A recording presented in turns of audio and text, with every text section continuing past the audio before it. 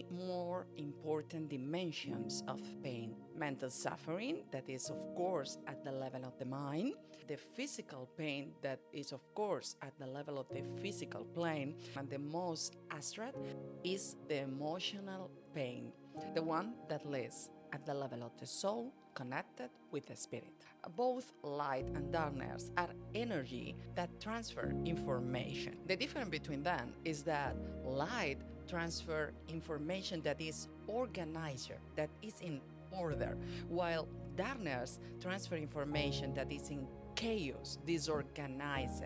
Well, when that darkness is ready to be embraced, to integrate that shadow that is part of us too, in that moment is when pain appears. So we can go to the next level of our soul. Hello everyone, welcome to a new chapter of Elemental, where today I'm going to explain you what is pain. What is pain in a metaphysical and a spiritual way? And also I'm going to discuss about the three more important dimensions of pain. One is mental suffering, that is, of course, at the level of the mind. The other one is the physical pain, that is, of course, at the level of the physical plane. And the last one, and the most abstract, is the emotional pain, the one that lives at the level of the soul, connected with the spirit.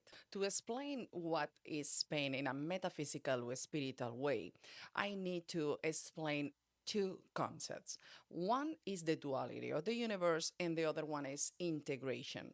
That concept that we hear a lot in the spiritual community about integration of the shadow. About duality, everything is dual in the universe: feminine, masculine, hot and cold, tall and short, etc. The same happens with light and darkness. And to know what it is, the integration of the shadow, we need to specify what is light and what is darkness. Both light and darkness are energy that transfer information. The difference between them is that light transfer information that is organized, that is in order, while darkness transfer information that is in chaos, disorganized. And we experience daily both energies. Light is connected with the spirit, with the most higher frequency, the frequency of God, the universal consciousness, the source, or however you wanted to call it.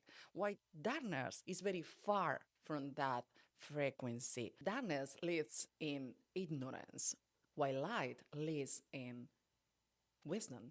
So the whole process of integration, of a spiritual integration, of the integration of the shadow from the darkness, comes when we get out of that ignorance and we recognize that shadow, we embrace that shadow, and in that moment we can do an integration, accepting that shadow and let it go with love. So we do an integration with light. What we are doing is take all that disorganized information of the subconscious mind and organize that information so we acquire wisdom that is no more than knowledge, apply it, and experience it. So, how is this related with pain?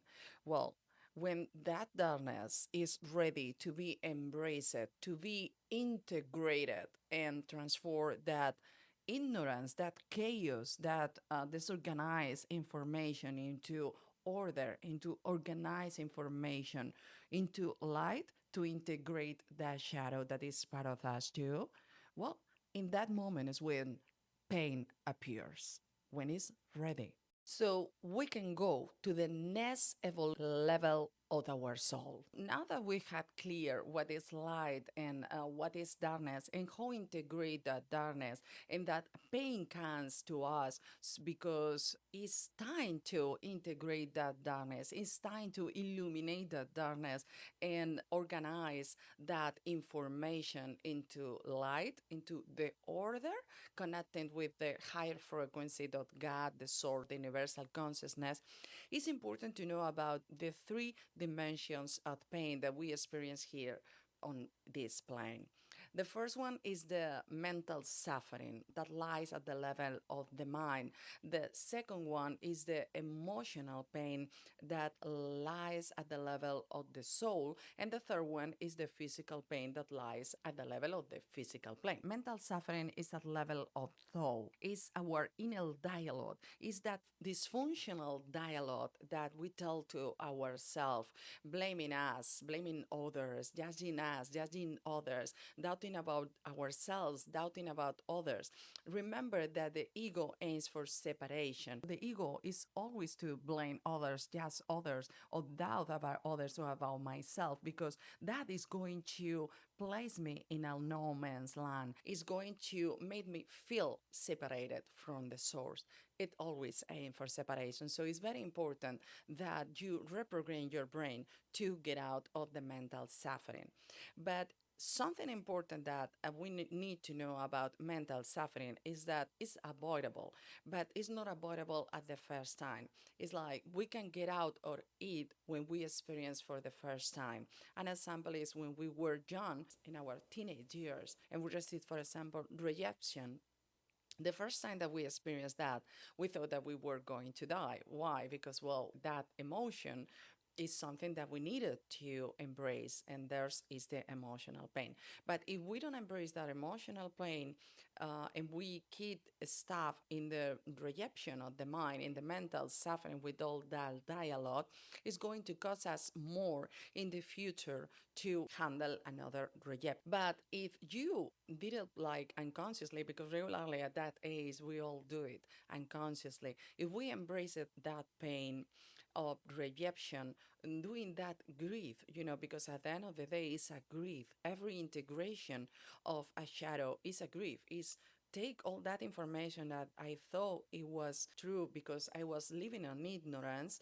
I'm going to acknowledge that. I'm going to embrace that. I'm going to accept that and make the integration or organize that information. If I did that in the past, the possibilities of experience rejection in a not very harmful way in the future, in your adulthood, is going to be a higher probability. Also, if you reprogram your brain, because, well, at the end of the day, that's at the level of the mind, it's not at the level of the soul. But when you rewire your mind, you know how to get out of suffering if you experience that kind of suffering in the past. For example, with coming back with a sample of rejection, you can use some affirmations that help you to get out of that suffering. So in a way, it's not avoidable. It's like you can get out or eat when you know how to do it. Later, we go to the emotional pain. The emotional pain is not avoidable at any cost. If you cannot get out of it, you need to go through it because it comes from the level of the soul, for the unconscious part of ourselves, saying that something that lies in ignorance, in the shadow, in the darkness, is ready to be illuminated, to be integrated, to be organized. So we need to go through that. The problem is that we human beings are programmed to go to pleasure and to avoid pain. So we get stuck in the mind, blaming others, blaming myself, judging others, judging myself, doubting about others, doubting about me, and we don't embrace the emotional pain. And that is the resistance of the mind because, well, the ego is the one that has the control of the mind until we disarm the ego. And the first way to start to disarm the ego is rewire your brain so you can disarm it and transcend the lower mind, the frequencies where the ego lives. And the third dimension of pain is physical pain. And physical pain is mostly the consequence of the cause in the mental suffering and in the emotional pain. Because it's like if I don't disarm my ego, if I don't get out of the mental suffering, I cannot embrace my emotional pain. So, what happened with that energy? Everything is energy. And for the first law of thermodynamics, the law of conservation of energy, energy neither destroy or create. Energy only transform, but energy can be stagnant and it gets stagnant in the body. So it provides a physical pain. So as you can see, everything is related with emotional pain. The key is to embrace the emotional pain. But for that, first you need to get out of the mental suffering of the mind. If you don't get out of the mental suffering of the mind, you're going to get stuck there and you're going to embrace pain in very harmful ways through physical or strong emotional pain. Remember that we are all programmed to go to pleasure and avoid pain. So as much as we avoid to embrace pain and avoid to get out of the mental suffering, more resistant and more pain is going to come. So next time that you had mental suffering or you had an emotional pain or a physical pain, remember that it's something that your soul is telling you that you need to embrace, that is hidden in the deep roots of the unconscious, in a darkness that is ready to be integrated, to be illuminated, to be organized so you can elevate your vibration and become whatever you need to become. And remember that always we need to go through the emotional pain. We cannot avoid that. But the problem is when we get stuck in there, we cannot stay in there. We need to be brave and take the intention to go through it because you're brave enough. We all are brave enough to do it. And the best way to do it is coming back to the higher frequency, to the frequency of God, the source, the universal consciousness that resides within all of us and that moves through love. Well, I hope this information serves you well and help you a little to have a little more comprehension about what truly pain is in a metaphysical level, because this explanation is going to get some sense about the meaning that we find every time that we embrace pain. And of course, who doesn't want associated with less pain and suffering? But everything starts within us in the way that we handle everything so we can elevate our vibration. How it is within is going to be up, and we're going to create associated with less pain and suffering. See you soon in another chapter of Elemental. Thank you.